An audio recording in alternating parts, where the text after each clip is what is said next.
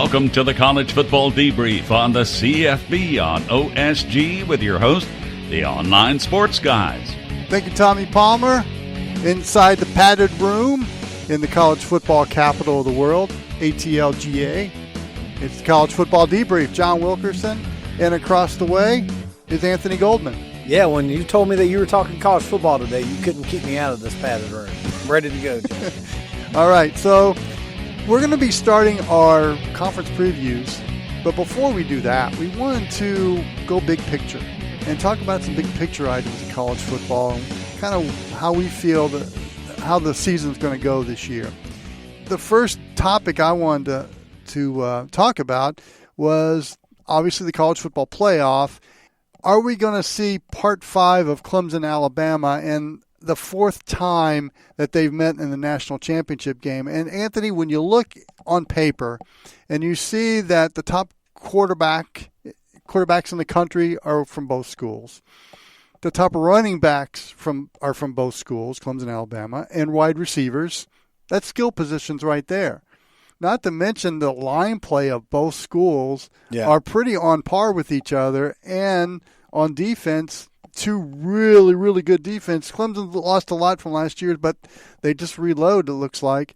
It's hard to argue that that's not going to happen again, that they're not going to meet in the national title game again. Well, and most of the preseason magazines that everybody's reading right now to get ready are predicting that these two teams could be better than they were last year, which is even hard to fathom because both teams were unbeaten going into the national championship game. But offensively, I think you could make that argument. I think both Clemson and Alabama, they can't get worse on offense, either one of them, because they bring so much back. They bring back just about every skill player you would want. They bring back both quarterbacks, like you talked about, the continuity, having the offensive lines back.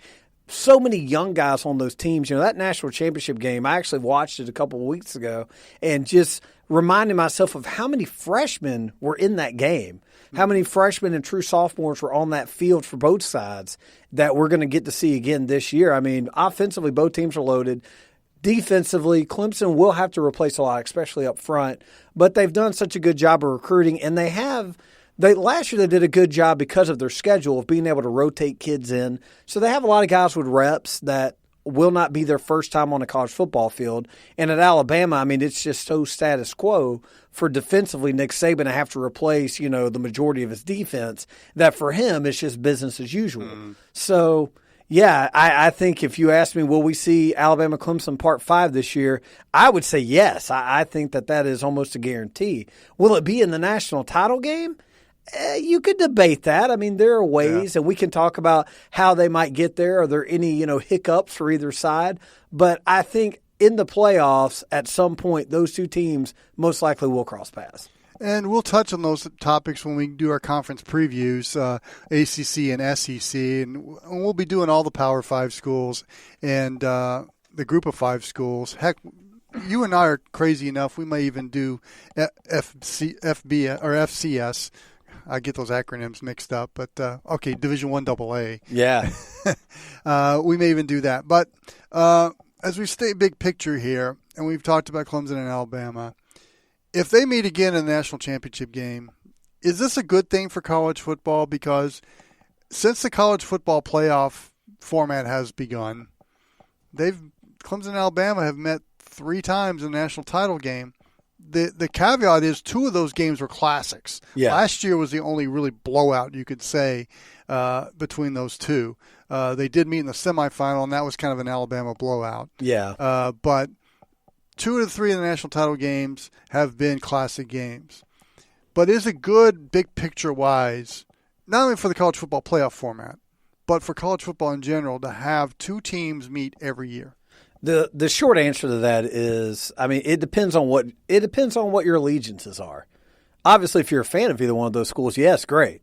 If you're an SEC fan or even a Southeastern football fan, you're probably on board with it because you can beat your chest about conference prowess. But from a national perspective, the narrative is no, it's not good because it draws ratings down, and that's pretty obvious. Look at the last couple of years of college football ratings. Alabama is not a draw in the national title game, unfortunately, because people are tired of seeing them. And they're tired of seeing them win. Now, My answer to that is, from a national perspective, you can argue no.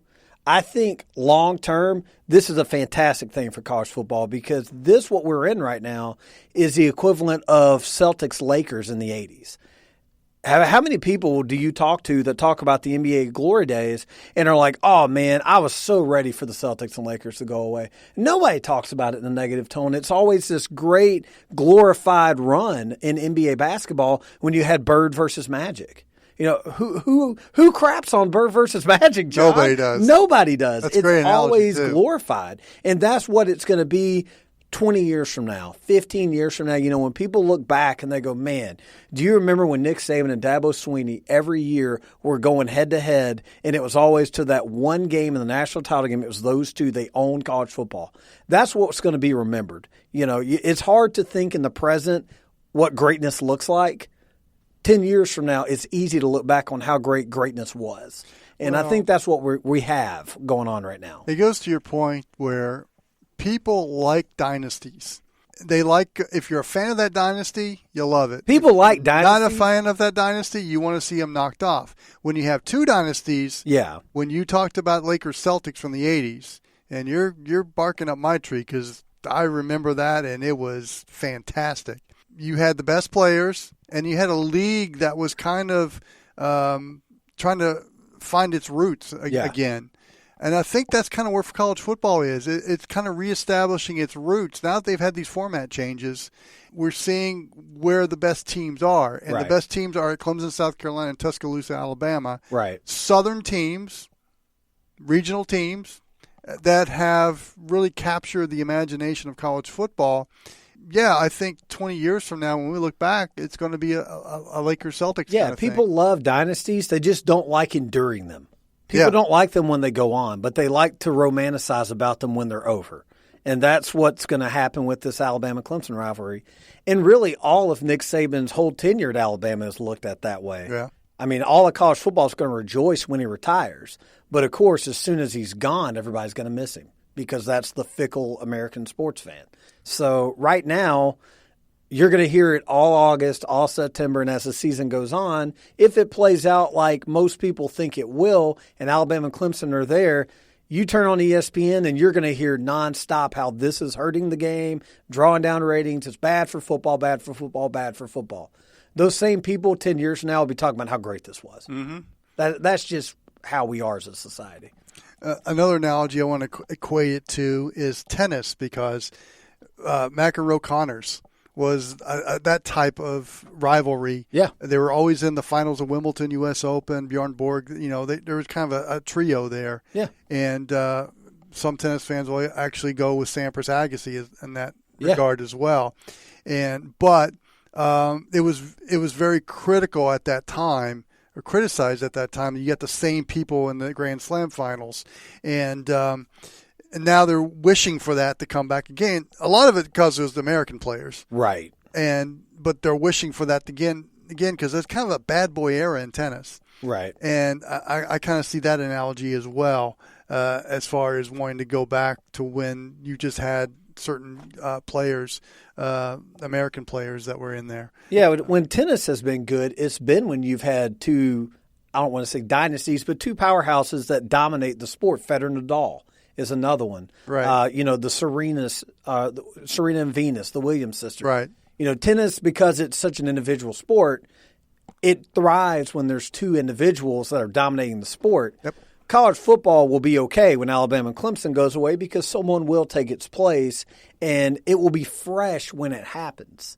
The question is going to be, most people think because of Nick Saban's age, Alabama will be the first to go. Yeah.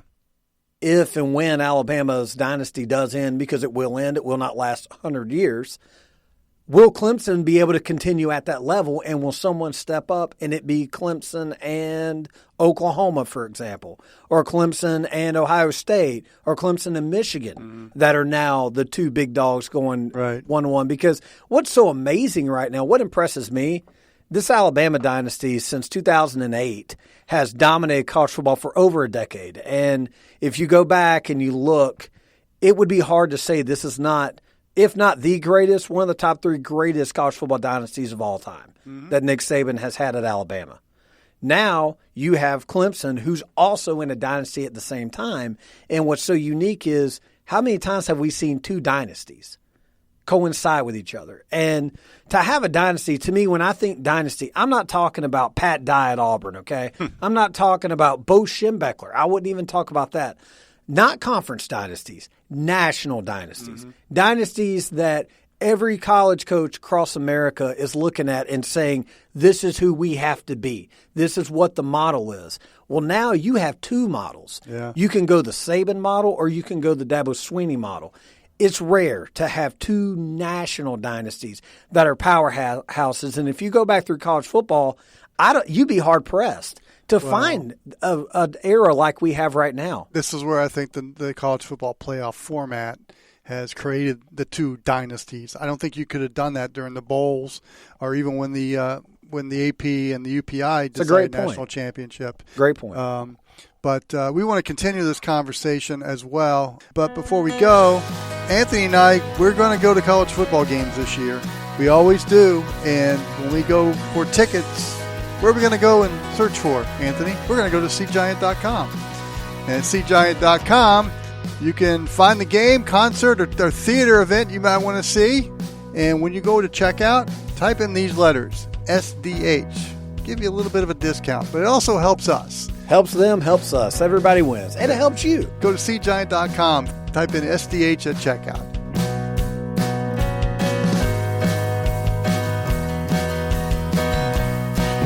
Hey, what's going on, y'all? This is Rock at the What's Up Falcons podcast, and I'm joined with my boys. My boys in the house. Where you at? Yeah. What up? Oh, gee, and we have Q, and we have Hoop in the house.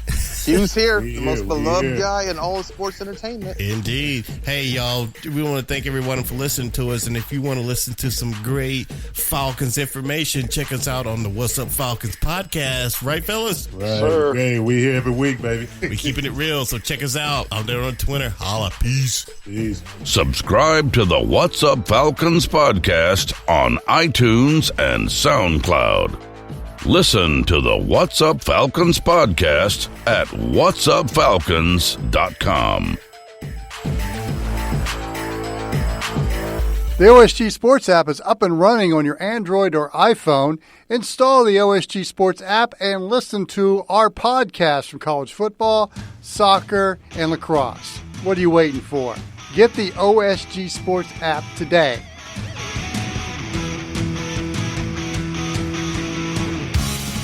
And welcome back. John Wilkerson, Anthony Goldman coming from the padded room. We're talking big picture items in college football before we start our conference previews. And we've kind of gone over Clemson, Alabama, and the possibility of meeting for the fourth time in a national championship game. And so now we want to talk about teams that could upset the apple cart a little bit.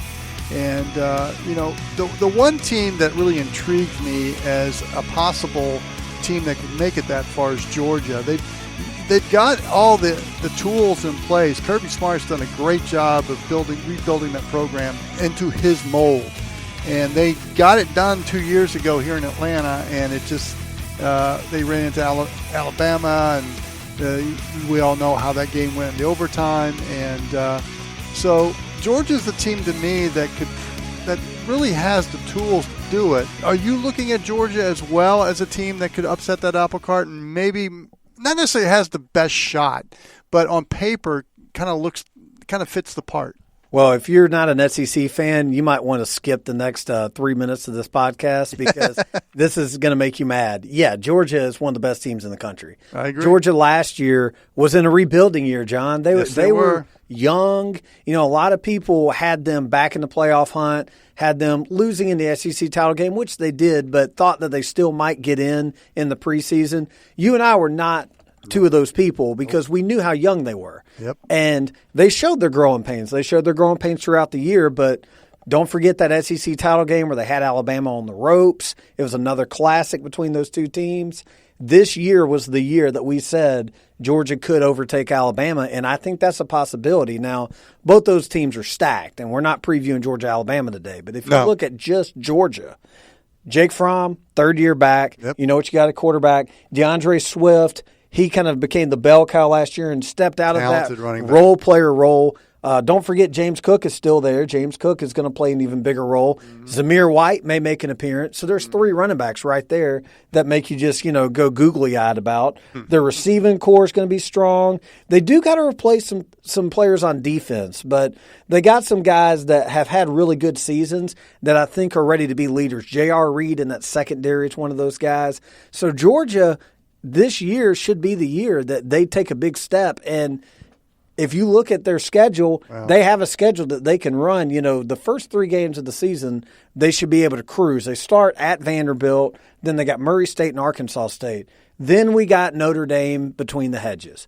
And that, to me, is going to be a big game for Georgia because Notre Dame will be highly ranked in the preseason. They made the playoff last year. It's a statement game for them, and I think the recipe is there for Georgia to win big. And if Georgia wins big, then look out because they're going to be rolling. And if an SEC title game has 2 undefeated teams in it, you're going to have 2 playoff teams from the SEC. Yeah, and SEC Nirvana. The one thing that Georgia has done, and it also ties in with Alabama and Clemson, is recruiting. And what Kirby Smart has done on the recruiting trail is phenomenal. I think he's gone in with his ears pinned back, and he's targeted who he wants and their talent level, and he's been able to get those kids.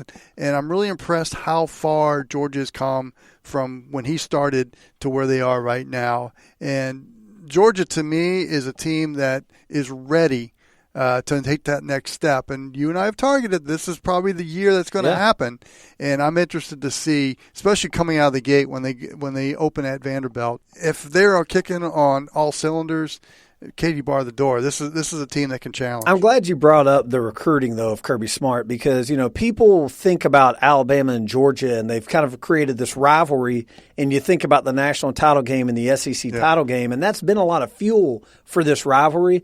But for those diehard fans, what's really fueled this Georgia-Alabama rivalry has been recruiting. Yeah. It has been nasty. It really has. I mean, there's no other word to describe it. That's more your forte than mine. It has been dirty. It's been cutthroat. Yeah. There's been words said. Yep. There's been, Benedict Arnold recruits on each campus, not one side, both sides. I mean, there have been things that have made Nick Saban go out of his comfort zone. Yep. Kirby Smart has made Nick Saban uncomfortable. Yep. When was the last time a coach has done that on the recruiting trail? And to Saban's credit, like he's always done, he has adapted and he's evolved. He's changed his staff. He's changed his ways. But Kirby's up the bar, and their recruiting has been lights out. They are stacked. Yes, they are a stacked roster. They're going to be a stacked roster. This may be the most talented roster of 85 men that Georgia's had in a long time, in a long, long time. And it's not getting worse. It's only growing because they're bringing those 5-star kids and 4-star kids consistently. So when you do that, you're going to win, and you're going to have a powerhouse program. Teams that recruit well, and we've mentioned 3 teams that have, are going to be at the top of the college football playoff picture. Yeah. And those 3 teams, Clemson, Alabama, and Georgia, have done the best as far as recognizing the talent that fits their profile and are just outstanding athletes, and they've been able to get those kids. Yeah. So, you could go 1, 2, 3 with those schools, draw a line, and then go to the next. And the argument that I would make is Georgia and Alabama, for the last 5 years, if you look at all their classes, they've out-recruited Clemson. Yep. Now, Clemson, because of their schedule and the conference they play in, they're able to build up their roster, build up their team, and then when they meet an Alabama or possibly a Georgia in the future, it's one game. Yeah. For one game, Clemson's talent can match any 22 in the country. Yep. But you start going the top 48 on a roster or the top 60 on a roster, I think Alabama and Georgia are the 2 most talented rosters in college football. And they're in agreement. Now, if we're looking for a 4th team, Michigan is getting a lot of play. Yes, they are. In fact, when you think about a 4th team in, Michigan, Ohio State, Oklahoma seem to be the 3 that could be that 4th team in and could upset the apple cart. To me, when I look at those 3, Oklahoma is the one that I kind of pinpoint because they've gone out on the transfer portal and got Jalen Hurts from Alabama. Their running backs, they've got a great stable of running backs. we've criticized them a little bit on their defense, especially last year. That's a part of the football, that side of the football, that they're really vastly improving in. Yeah, they're putting a lot of effort into getting better on defense. So we'll start with Oklahoma. 3 years in a row, Oklahoma's had a quarterback transfer start for them. And 3 years in a row, they are, well, 2 years in a row, yeah, they won the Heisman Trophy.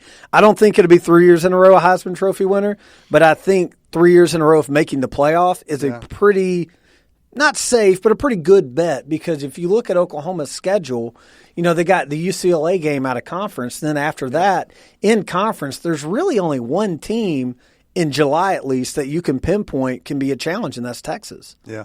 And you've already mentioned, you know, what they have on offense with Trey Sermon coming back at running back. They've got CeeDee Lamb back at wide receiver. The offensive line do their jobs very well. They're big. They're experienced.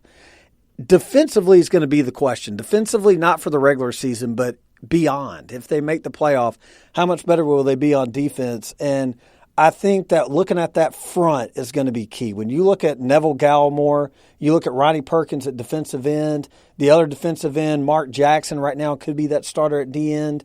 Those guys up front are going to be the key to where this defense goes, because the back end of the defense needs to grow a little bit. Trey Norwood is probably the most talented secondary member that they have, but the front is going to be what carries this defense.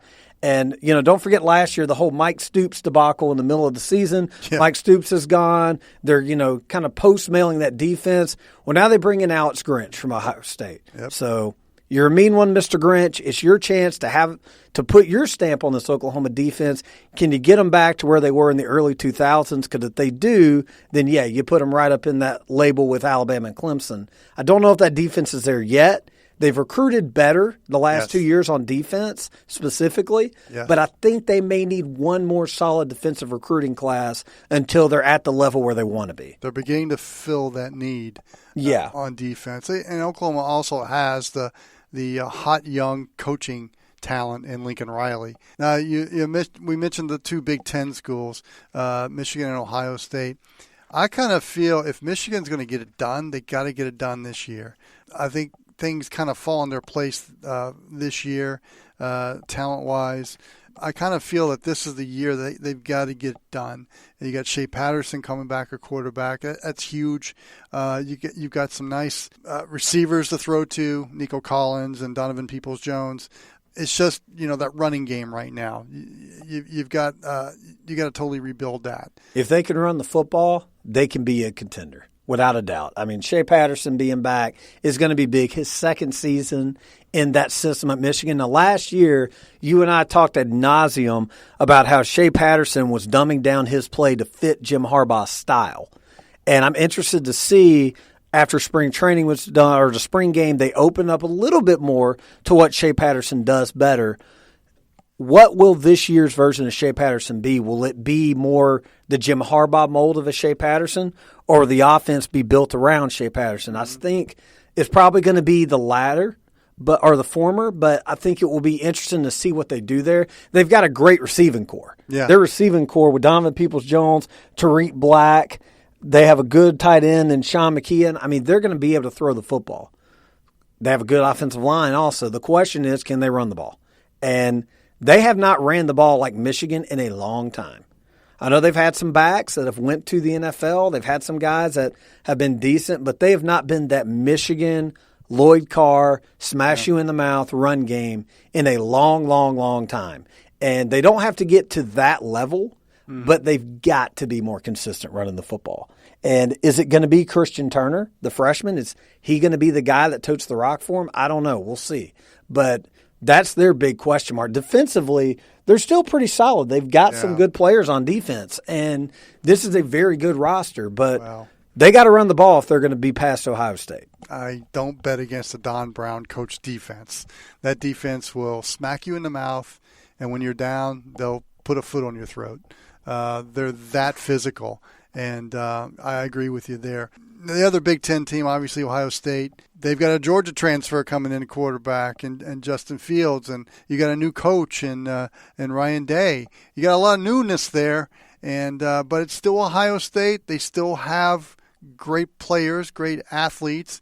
You got J.K. Dobbins coming back at running back, which I think is a huge get. It kind of feels like a rebuilding year at Ohio State, but it kind of feels like what Georgia was last year.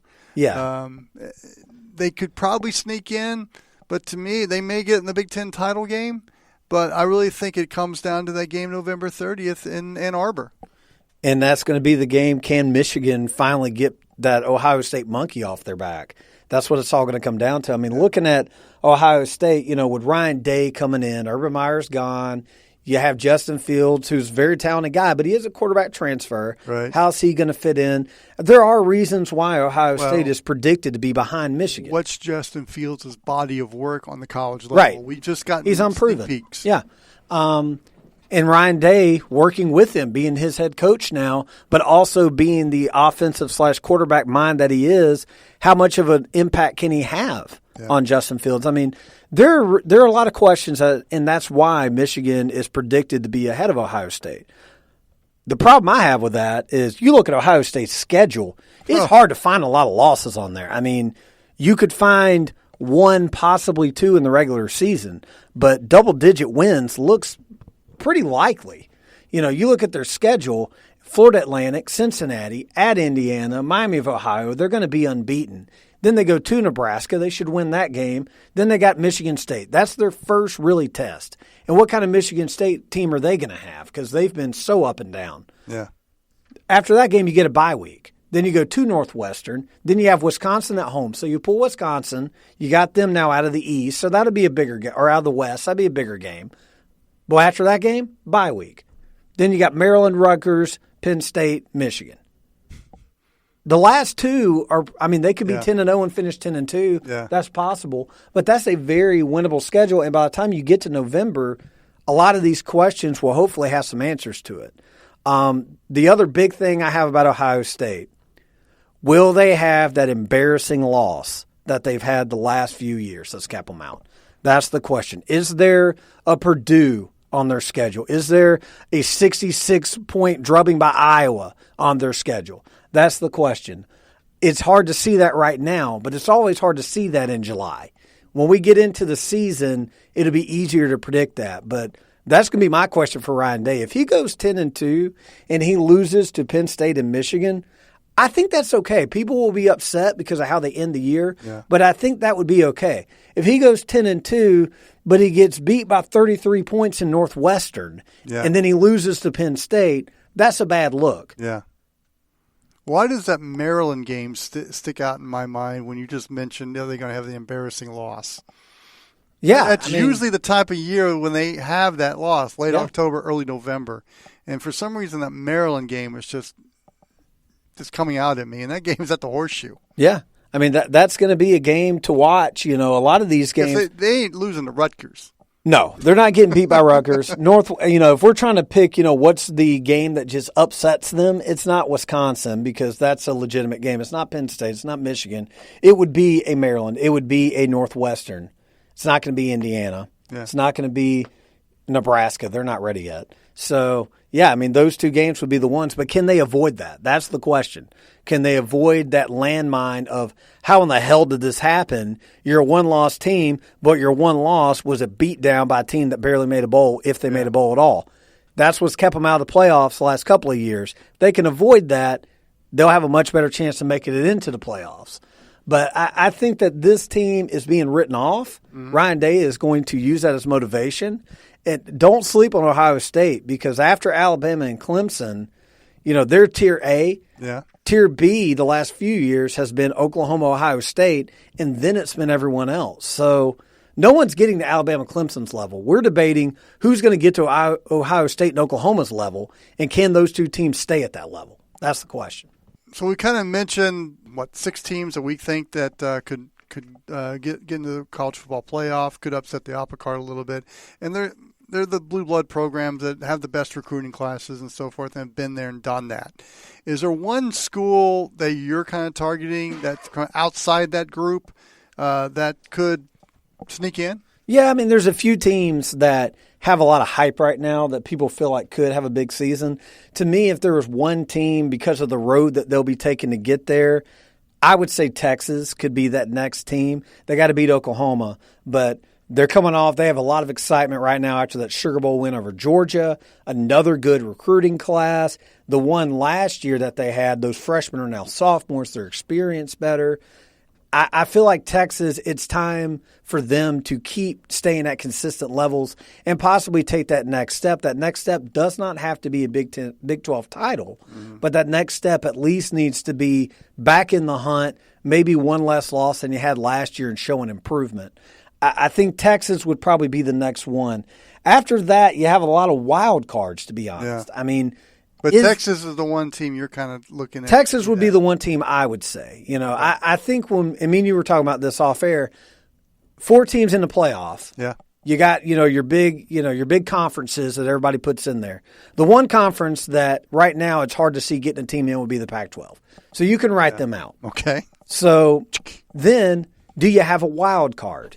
Georgia, to me, would be a wild card, okay? Okay. Notre Dame would fall on that wild card. Does Notre Dame just fall back?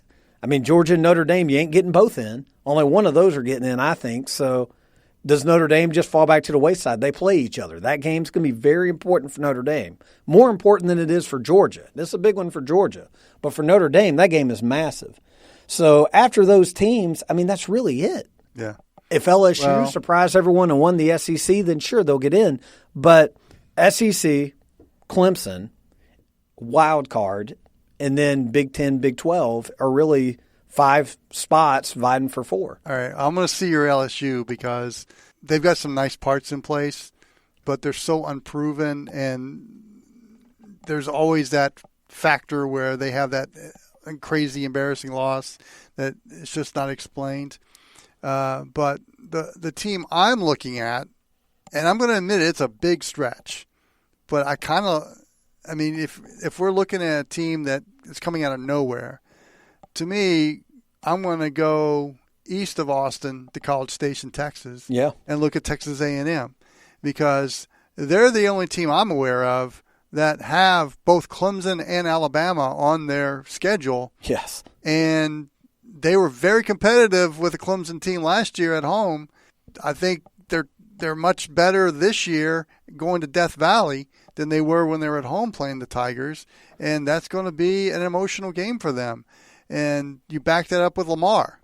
Yep. And then you get by Auburn and Arkansas in Jerry World before you play Alabama.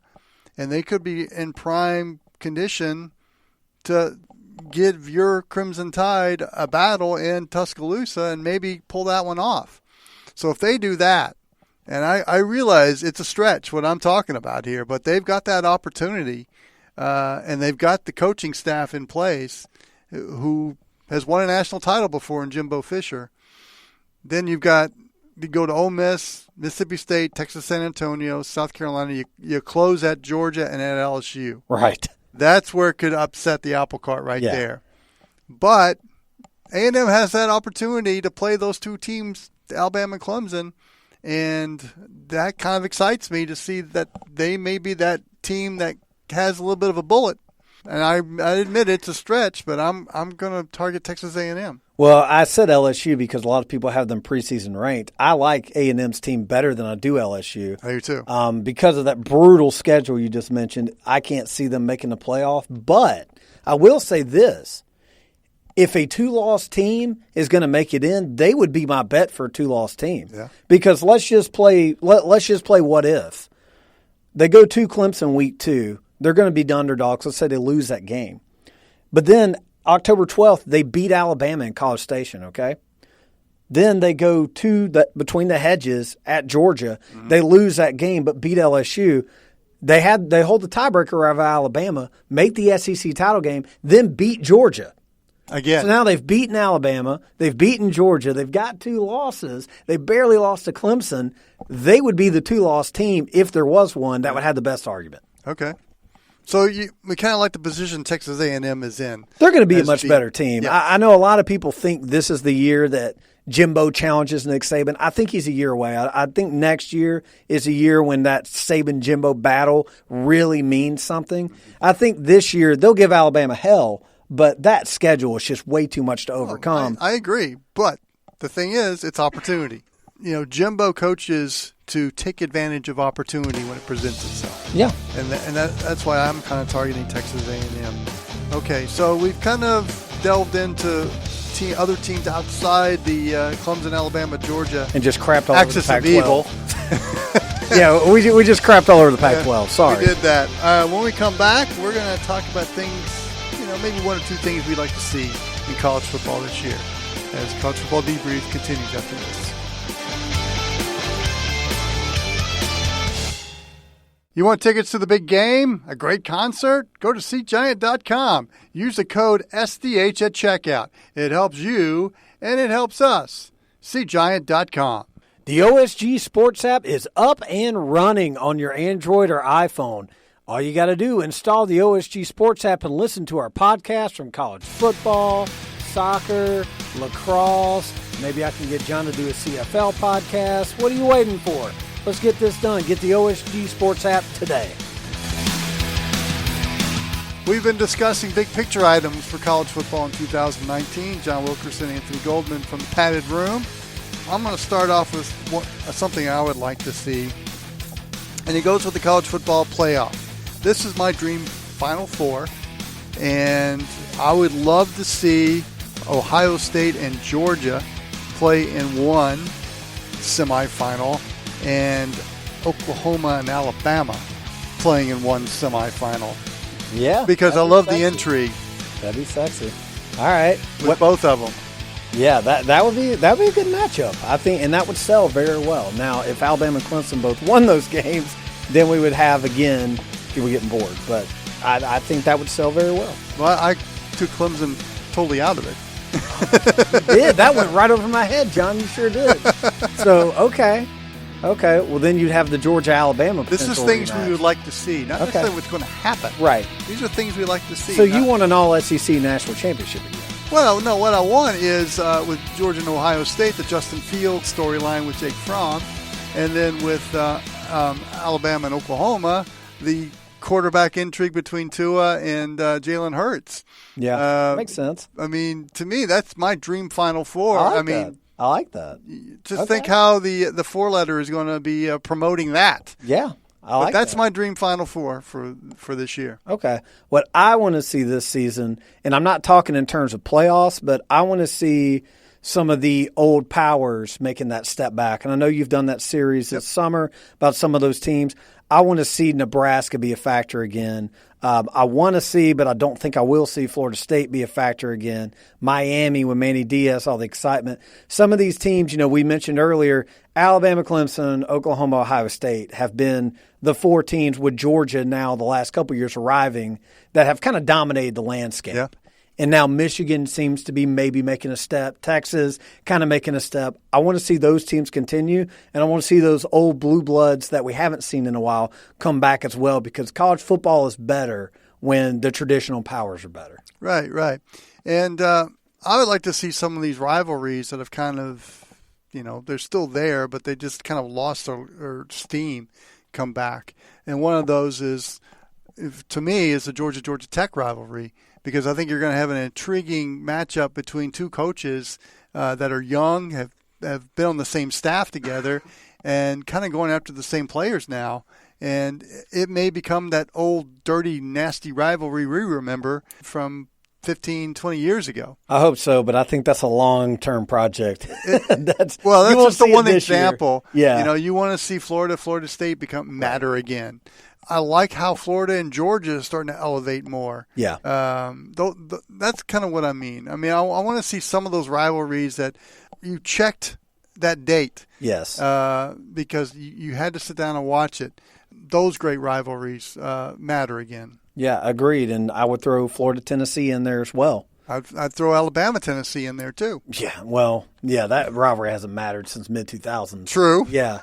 Yeah, that would be one. But it's still a great game. It's one of the most traditionally historic rivalries in all college football. And even after not mattering for so long, it still holds a lot of value to the fans of those schools. So, yeah, I'm with you. Having the powers coming back and having the rivalries come back is important for this game. And the last thing I would like to see, Heisman Trophy race is already kind of between Tua Tagovailoa and Trevor Lawrence. Alabama, Clemson, what a shock. Yeah. I want to see somebody come out of nowhere, and an A.J. Dillon type that comes out of nowhere, has a special season, and maybe gives those two a run for their money. I think you will see that. I don't know if it will be an A.J. Dillon. I will make the bold prediction that neither Tua or Trevor Lawrence will win the Heisman this year. Who's your prediction? That I couldn't tell you yet because I'm still doing my research. Oh, but I would say don't sleep on the quarterback transfer. And we've talked about two big ones today. We talked about Jalen. We talked about Justin. There's some other ones to keep some eyes out. Tate Martell. I'm not saying Tate Martell's going to win the Heisman, but I would say if I was a betting man, the odds of a QB transfer winning it versus the two Alabama Clemson guys, I would take one of the transfers. Okay. Because that seems to be the flow that we're in now, and people love to vote for that guy that transfers versus Alabama and Clemson machines winning every year.